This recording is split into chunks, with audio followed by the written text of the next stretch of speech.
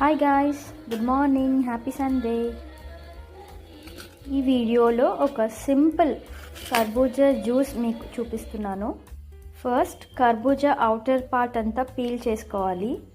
దాని తర్వాత కట్ చేసి లోపల ఉన్న సీడ్స్ తీసుకోవాలి.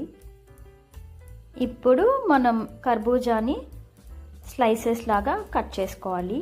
కొంచెం పెద్ద ముక్కలైనా పర్లేదు. ఇప్పుడు ఈ క్యూబ్స్ అన్నీ మనం మిక్సీ జార్లో వేసేయాలి. షుగర్ తినే వాళ్ళైతే ఒక 2 table spoons of sugar add చేసుకోవచ్చు.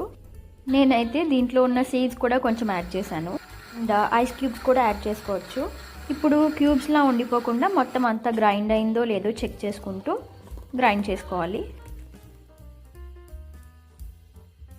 లాస్ట్లో మనం డ్రై ఫ్రూట్స్, బాదం, క్యాష్యూ లాంటివి ఏవైనా యాడ్ చేసుకోవచ్చు.